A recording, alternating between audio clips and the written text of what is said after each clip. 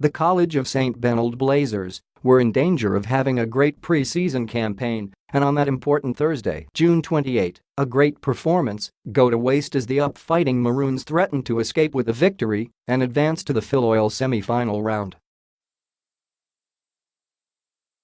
Like a tug-of-war battle, the Blazers and Maroons exchanged runs, momentum, and the lead throughout the 40-minute contest at the San Juan Arena in what was an entertaining basketball competition between two teams who looked even, despite the disparity in talent.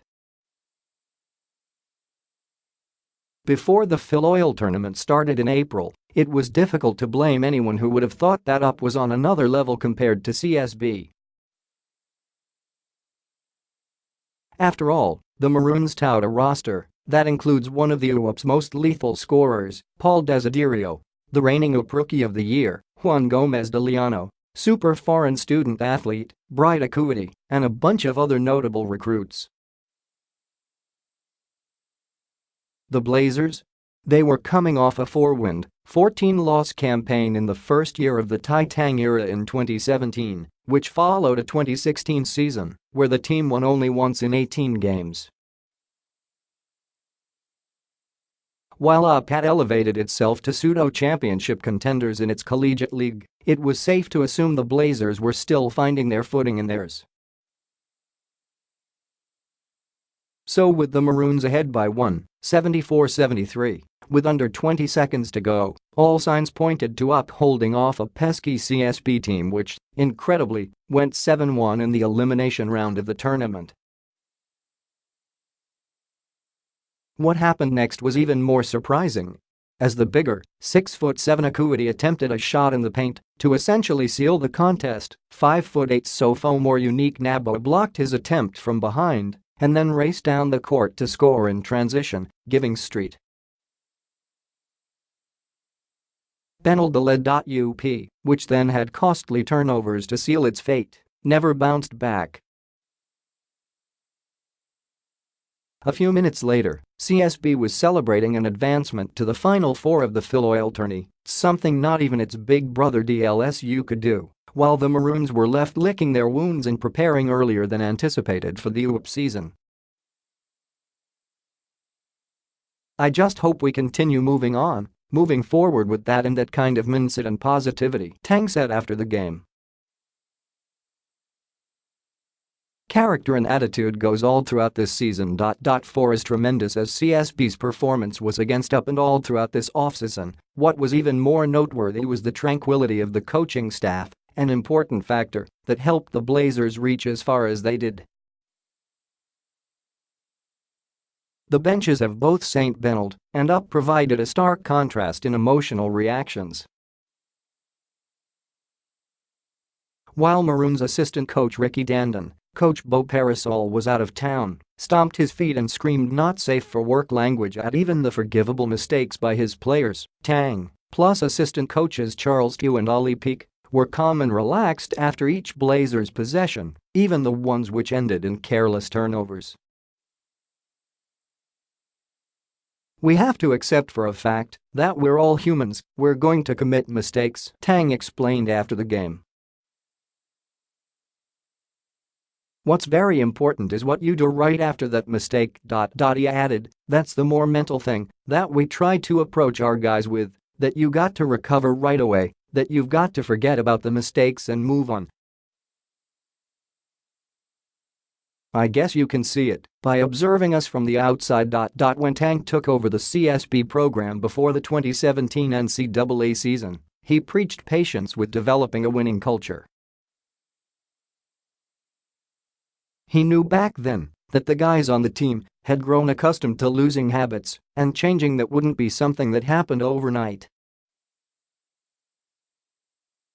For Clement Luchu, who has been at CSB since 2013, the new principles being implemented by Tang's staff has worked wonders in improving the confidence of the players, which has resulted to better success on the basketball court.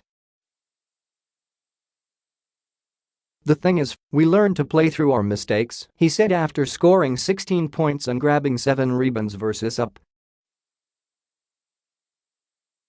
"That's why most of the time, They don't point it out right away because for sure, if you already know deep inside that you made a mistake, you know what mistake you made. By pointing it out right on the court, it's going to bring you down some more, so they let us judge based on what we've been practicing.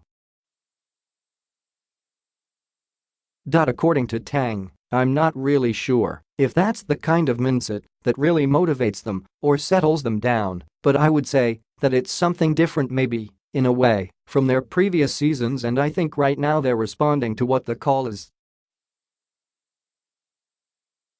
But it's not just the understanding from the coaches that has sparked CSB's turnaround. Aside from in-game ideals, the Blazers have also been asked to grow a bond outside of practices and games. It's a common thought in basketball that trust and camaraderie between players can yield success, and so far, it's worked wonder for the boys. The new coaching staff, they changed everything, the culture, the way we see things, the way we go to the games. The change is a totally different approach compared to the previous coaching staff, said Luchu. It's a brotherhood, it's all about the brotherhood. Looking for your brother, knowing what's wrong for your brother, if he's happy, if he's sad, knowing what's wrong with him. Getting to bond with each other, it helps a lot, he later added. Accomplishing, that means doing the little things that are often overlooked at basketball, especially for collegiate athletes. With the Blazers, it involves making sure they know when their teammates' break periods are in between classes, so group hangouts are possible.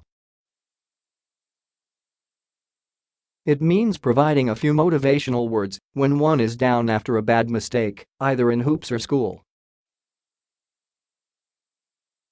Going beyond basketball results to accomplishing more within the game. A day after defeating University of the Philippines and earning its 8th victory in the preseason tournament, CSB's campaign came to a close following a tough loss against the defending NCAA champion, San Beda, 78-71.